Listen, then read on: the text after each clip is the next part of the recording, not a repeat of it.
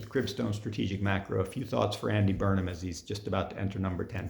Decentralization. Make this about housing. Enough of this managing from the center. You must hit these targets or we're going to punish you. Just create an economic incentive for every new house. Right now, every new house is a liability for a council because the cost to serve the people that live there is more than the council gets in terms of the council tax. So create a simple economic incentive, whether it's a multiple of the council tax, whether it's capturing the stamp duty, whether it's allowing for a property tax, I don't know. But create that incentive so councils want to build. And the councils that don't build don't get that revenue streams, and the ones that do. In the US, it works tremendously well with the property tax going mostly to the locals. On the taxing of warehouses, sort of a mistake because warehouses are insanely productive. And this country struggles from a productivity perspective. So if you decrease productivity within the retail chain, you're only going to increase cost over time. So let's go after the part of the retail chain that is unproductive, and that's last mile delivery to door. And that is antiquated. We're renting a servant to bring something to our home. It's incredibly manual. You cannot get more productivity out of these guys who are hustling like crazy unless they hustle even more, which makes it faster and less safe on our streets. And obviously there's going to be more congestion. So let's focus the tax, even if it's done at a warehouse level or at a consumer level, directly on the two-door deliveries and to motivate more and more productive deliveries to things like stores and lockers where the couriers can bulk drop off and you can get many, many more parcels per courier. That improves productivity, that reduces resource per parcel. Obviously, it's good from a productivity perspective. It's good from the planet perspective. It's good. People will get out of their houses more just to walk to a local locker, whatever it ends up being.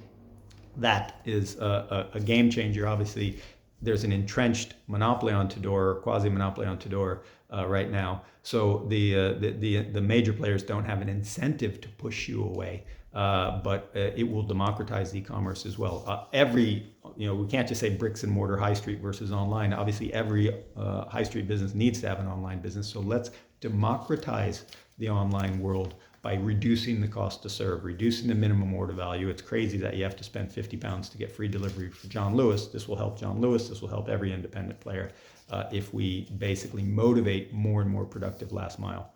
The revenue raising opportunities, gambling tax. Gambling, not just don't raise the tax on gambling, concession it. This should be the right to operate in the gambling space, let's say pay to play. And it's not just a fixed price to play. It is we're going to ration supply here. We're going to say there are going to be 10 licenses or 5 licenses or 15. But once we ration supply, we say go ahead and bid for it. You get 10 years to operate. What's that worth to you? That's going to generate billions and billions. It's like selling the spectrum from mobile operators to the mobile operators. And so we saw that embedded in our telecom bills. In this case, gambling is not an issue in terms of the cost of living. If the consumer doesn't see the tax directly, they get less upset. Let's capture some of this 10-year forward revenue, bring it forward today by concessioning. Let's call it 10 gambling licenses for 10 years. It's already an under-taxed sector. If you look at total takings, it's not even taxed at the VAT rate. It's only taxed after winnings, closer to the VAT rate. So it's an under-taxed sector to begin with. Minimum oil price, I've written quite a bit about this. Please don't say it's regressive. Don't say it impacts the cost of living. It only kicks in if the oil price falls, let's say to 135. So to a level at which consumers are comfortable and used to, they don't see anything below that. The Treasury gets the windfall below that. It only happens in the future when the oil price is incredibly low. It's counter-cyclical because the oil price only collapses during times of economic crisis when the Treasury worries about raising revenues anyway, and it'll help with the transition by motivating the push towards electric from a market mechanism of the pump price as opposed to trying to force things. And at one stage, we know the pump price will fall a lot just because of the stage of the transition, which actually will delay the final push towards full electric. So please do consider that. I've written quite a bit about it. Heathrow, this is the moonshot. It's in the wrong place. Let's redevelop Heathrow. Let's quasi-reprivatize it by forcing through environmental laws and things like that, motivating the desire to switch this to a residential and commercial development and build a new airport that's better connected with the rest of the country, build a 22nd century airport for future of Britain as opposed to something that was chosen 100 years ago and is clearly now in the wrong place. Much, much better than a third runway in some place where the land is just too expensive.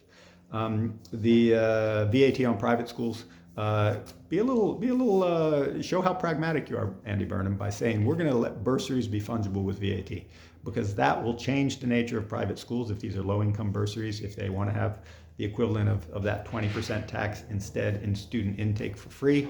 The school can do that, so the ones that are struggling can do that instead of closing their doors by just increasing class sizes a bit, but that'll change the nature of what is a powerful industry in this country, but also is an industry that creates social stratification. Instead of just having a few token bursary students, you end up with better part of a fifth of the population of the private schools being bursary students. That could be pretty fantastic for their outcomes individually, and it'll call a spade a spade. This VAT is not raising tax revenue for the government on a net basis because they now have to educate the people that are going to the state schools, and it's going to be a drag on private schools for another 11 years because it only filters through the full 13 years. So that was an ideological decision. It wasn't a pragmatic decision. I've written about this in The Guardian. Please do read that article.